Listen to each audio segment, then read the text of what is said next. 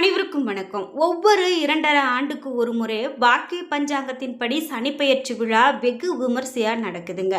குறிப்பாக சனிப்பெயர்ச்சி அப்படின்னு சொன்னாவே நம்ம முதல்ல திருநள்ளாறு தான் நமக்கு ஞாபகம் வரும். புதுச்சேரி மாநிலம் காரைக்கால் மாவட்டம் திருநள்ளாறில் உலக புகழ்பெற்ற ஸ்ரீ தர்பாரண்யேஸ்வர சுவாமி தேவஸ்தானத்தில் தனி சன்னதியில் ஸ்ரீ சனீஸ்வர பகவான் அருள்பாலித்து வர்றாரு. சனி பகவானுடைய அருள் இருந்தால் நம்ம எந்த விஷயத்தை வேணால் சாதிக்கலாம் அப்படின்னு சொல்லுவாங்க. அதே போல் சனி போல கொடுப்பாரும் இல்லை கெடுப்பாரும் இல்லை அப்படின்னு சொல்லுவாங்க. இனி வரக்கூடிய காலகட்டத்தில் சனி பகவானால் நமக்கு என்னென்ன மாதிரியான விஷயங்கள்லாம் மாற்றம் அடைய போகுது அப்படின்னு தெரிஞ்சுக்கிறது ரொம்ப முக்கியம். அந்த வகையில் இந்த சனிப்பெயர்ச்சி ரொம்ப ரொம்ப முக்கியத்துவம் பெறுதுங்க. சனிப்பெயர்ச்சி அப்படின்னு சொன்னாவே திருநள்ளாறில் ஏராளமான பக்தர்கள் இங்கு வழிபாடு செய்யக்கூடியதை பார்க்க முடியும். வாக்கிய பஞ்சாங்க முறைப்படி சனிப்பெயர்ச்சி விழா வெகு விமர்சையாக நடக்குது. இதில் பங்கேற்க நாட்டினுடைய பல்வேறு பகுதிகளில் இருந்தும் லட்சக்கணக்கான பக்தர்கள் கோவிலுக்கு வருகை தராங்க. அந்த வகையில் இந்த வெள்ளிக்கிழமை சனிப்பெயர்ச்சி விழா நடைபெற இருக்கு. அன்றைய தினம் காலை 8:24 மணிக்கு சனி பகவான் கும்பராசியில் இருந்து மீனராசிக்கு இடம்பெயர இருக்காரு. சனிப்பெயர்ச்சி நேரத்தை கணக்கிட்டு சனீஸ்வர பகவானுக்கு சிறப்பு அபிஷேகம், அலங்காரம், அர்ச்சனை, தீபாராதனை இவையெல்லாம் நடக்க இருக்கு. இன்னும் இந்த சனீஸ்வர பகவானுடைய இந்த சனிப்பெயர்ச்சியை பற்றியும் திருநள்ளாறில் என்னென்ன நடக்க போகுது அப்படிங்கிற பற்றியும் நிறைய தகவல்களை இந்த வீடியோவில் பார்த்து தெரிஞ்சுக்கலாம். வீடியோ கண்டிப்பாக உங்களுக்கு ரொம்ப பயனுள்ளதாக இருக்கும். ஸ்கிப் பண்ணாமல் பாருங்கள். நீங்கள் திருநள்ளாறை சார்ந்தவங்க அல்லது திருநள்ளாருக்கு போயிருக்கீங்க அப்படின்னா உங்களுடைய கருத்துக்களை கமெண்ட் பாக்ஸில் பதிவிடுங்க. சனீஸ்வர பகவானை போற்றி என்ற வாசகத்தை கமெண்ட் பாக்ஸில் பதிவிட்டுருங்க.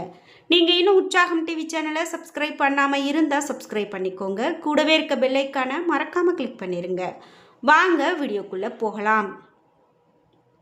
இந்த வீடியோ பார்த்துட்டு இருக்கக்கூடிய உங்களுக்கு வாழ்க்கையில் தோஷம் இருக்கும், அதனால தான் நாம் இப்படி பிரச்சனையில் மாட்டிகிட்டு இருக்கோம் அப்படின்னு சொல்லி வருத்தப்படுறீங்களா? உங்கள் வீட்டில் ஒரு சுப நிகழ்வு நடக்கலை, கெட்ட காரியமாக நடக்குது, விபத்து நடக்குது, எப்போ பாரு சண்டை சச்சரவு, நீங்கள் கையில் வாங்கக்கூடிய சம்பளமானது உங்கள் கைக்கே பத்தில், நிறைய செலவாகுது, சேமிப்பு இல்லை அப்படின்னுலாம் வருத்தப்படுறீங்களா? இந்த வீடியோக்கு கீழே டிஸ்கிரிப்ஷனில் வராகியம்மன் ஜோதிட நிலையத்தின் தொலைபேசி எண் கொடுத்துருக்கேன்.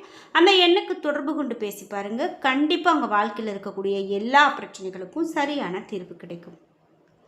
இந்த திருநள்ளாறு அப்படின்னு நம்ம பார்த்துட்டு இருக்கோம். திருநள்ளாறில் இந்த சனிப்பெயர்ச்சியை ஒட்டி பக்தர்கள் நெரிசல் இல்லாமல் தரிசனம் செய்யணும் அப்படின்னு சொல்கிறதுனால தேவஸ்தான நிர்வாகம் இலவச தரிசனம் மற்றும் 3 வகையான கட்டண தரிசனத்துக்கு ஏற்பாடு செய்திருக்காங்க. அதன்படி இலவச தரிசன வரிசை அப்படின்னு பார்த்தீங்கன்னா 300, 600, அது மட்டும் இல்லாமல் 300, 600, 1000 அப்படின்னு கட்டணம் செலுத்தியும் கூட சிறப்பு தரிசன வரிசையில் நம்ம போய் வழிபாடு செய்யலாம். அனைத்து டிக்கெட்டுகளுமே தேவஸ்தானம் அங்கீகரித்த கவுண்டர்களில் மட்டுமே விற்பனை செய்யப்படுது. டிக்கெட், பாஸ் போன்ற அனைத்திலுமே தேவஸ்தான ஹாலோகிராம் ஒட்டப்பட்டிருக்கும் என்பதால் பக்தர்கள் போலி டிக்கெட்டுகளை தவிர்த்து உண்மையான டிக்கெட்டுகளை மட்டுமே பெற முடியும் அப்படின்னும், பக்தர்கள் சிரமமின்றி டிக்கெட்டுகள் பெறுவதற்காக 15 இடங்களில் டிக்கெட் கவுண்டர்கள் அமைக்கப்பட்டிருக்கிறது அப்படின்னு சொல்லலாம். ஒவ்வொரு வருடம் இந்த சனிப்பெயர்ச்சி நடக்கும்போதுமே ஒவ்வொரு முறையுமே ஏராளமான பக்தர்கள் இந்த இடத்துல வழிபாடு செய்வாங்க.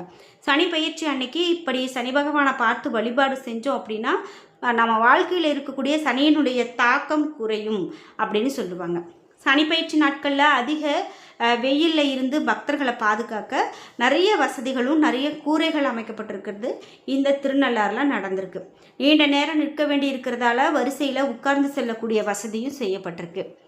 அதே போல் பக்தர்களுக்கு பிஸ்கட், குடிநீர் மற்றும் அன்னதானமும் வழங்கப்படும் அப்படின்னு சொல்லப்பட்டிருக்கு.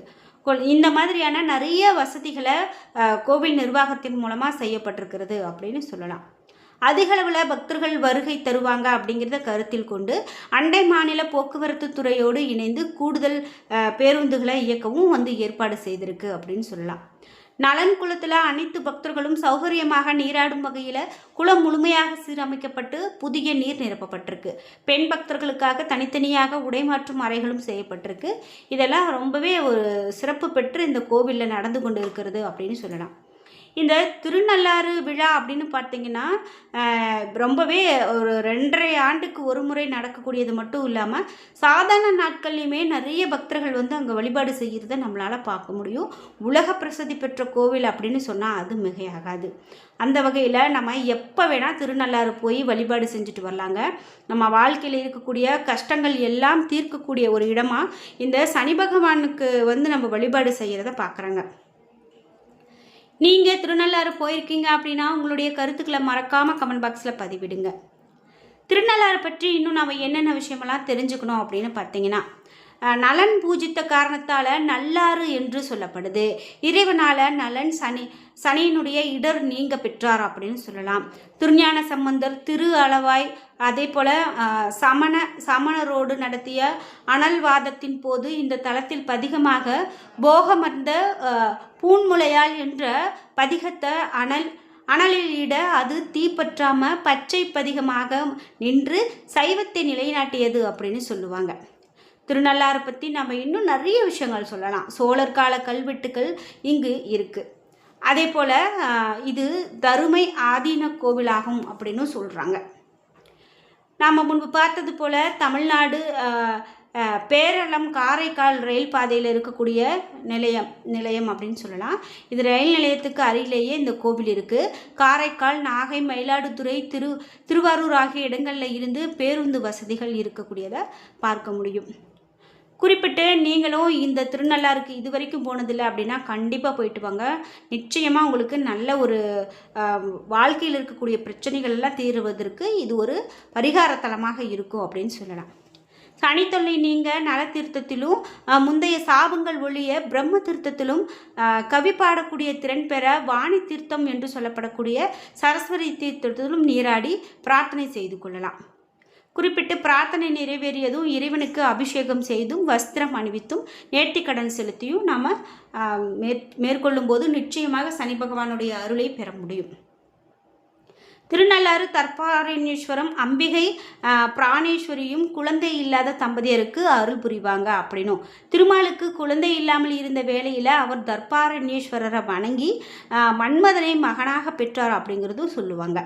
அதற்கு பரிசாக முருகப்பெருமானை சுவாமி அம்பாள் இடையே அமர்த்தி சோமஸ்கந்தராக புதிய வடிவை உருவாக்கினாங்க. இந்த வடிவத்தை தேவலோகத்துக்கு எடுத்து சென்று வழிபட்ட இந்திரன் ஜெயந்தன் ஜெயந்தி என்ற 2 குழந்தைகளை பெற்றாங்களாம். ஒரு கட்டத்தில் பாலாசுரன் என்பவன் தேவேந்திரனோடு போருக்கு வந்தபோது முசுகுந்த சோழ மன்னன் உதவியோடு அவனை வென்றார் இந்திரன். இதற்கு பரிசாக அந்த சோமஸ்கந்த மூர்த்தியை பெற்று வந்தாங்களாம். அதை திருவாரூரில் பிரதிஷ்டை செய்திருக்காங்க.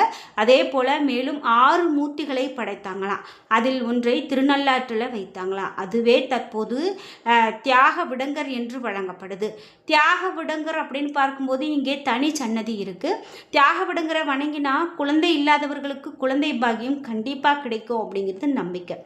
திருநள்ளாறு செல்றவங்க ராஜகோபுரத்தை வணங்கி உள்ளே நுழைந்ததும் முதல் படியை தொட்டு வணங்க வேண்டும். அதே போல் ஏன்னா இந்த வாசல் படி மாடத்தில் சனீஸ்வரன் தங்கி இருப்பதாக ஒரு நம்பிக்கை இருக்குது. நலன் தர்பாரண்யேஸ்வரர் கோவிலுக்குள்ளே நுழைந்ததுமே நியாயத்துக்கு புறம்பாக செயல்பட்டதாக இறைவனிடம் தண்டனை அடைய வேண்டியது வருமோ அப்படின்னு பயந்த சனீஸ்வரன் வாசற்படியிலேயே நின்று அவரை விட்டு நீங்கிவிட்டதாக சொல்லுவாங்க. ஆனால் இறைவன் சனீஸ்வரனுடைய நிலையை பாராட்டி ஈஸ்வர பட்டம் வழங்கி தன்னுடைய கோவில் முகப்பிலேயே வைத்து கொண்டாராம். திருநள்ளாறு என்றாலே தீர்த்த தலம் அப்படிங்கிறது நிஜம். தற்போது இந்த கோவிலை சுற்றி நலத்தீர்த்தம், பிரம்ம தீர்த்தம், வாணி தீர்த்தம் ஆகியவை இருக்குது. இதில் நலத்தீர்த்தத்தில் குளித்தா சனித்தொல்லைகள் நீங்கும் அப்படின்னு சொல்லுவாங்க. குறிப்பிட்டு பிரம்ம தீர்த்தத்தில் குளித்தா முந்தைய சாபங்கள் ஒழியும் அப்படின்னு பார்த்தோம். இப்படி நிறைய விஷயங்கள் இருக்குது. சனிப்பெயர்ச்சி மற்றும் முக்கியமான காலங்களில் சனீஸ்வரன் தங்க காக வாகனத்தில் தங்க கவசம் அணிந்து பவனி வருவது கண்கொள்ளா காட்சியாக இருக்கும். சனீஸ்வரனை கண்டா எல்லோருமே ஓட்டம் பிடிக்கக்கூடிய நிலையில் இங்கே தங்க கவச சனீஸ்வரனை தரிசிக்க கூட்டம் அலைமோதும். தமிழகத்தை தவிர கன்னட மக்களுக்கு சனீஸ்வரன் மீது நம்பிக்கை அதிகம் இருக்குது. எனவே தமிழ் மக்களுக்கு ஈடாக கர்நாடக மாநில மக்களும் இங்கு அதிக அளவில் வரக்கூடியதை பார்க்க முடியும். என்ன நண்பர்களே, இன்னைக்கு வீடியோவில் நம்ம திருநள்ளாறு கோவில் பற்றியும் சனிப்பெயர்ச்சியை பற்றியும் நிறைய தகவல்களை தெரிஞ்சுக்கிட்டோம். இந்த வீடியோ கண்டிப்பாக உங்களுக்கு ரொம்ப பயனுள்ளதாக இருந்திருக்கும். வீடியோ உங்களுக்கு பிடிச்சிருந்தா லைக் பண்ணுங்கள், ஷேர் பண்ணுங்கள், கமெண்ட் பண்ணுங்கள். நீங்கள் இன்னும் உற்சாகம் டிவி சேனலை சப்ஸ்கிரைப் பண்ணாமல் இருந்தால் சப்ஸ்கிரைப் பண்ணிக்கோங்க. கூடவே இருக்க பெல்லைக்கான மறக்காமல் கிளிக் பண்ணிடுங்க. நன்றி வியூவர்ஸ்.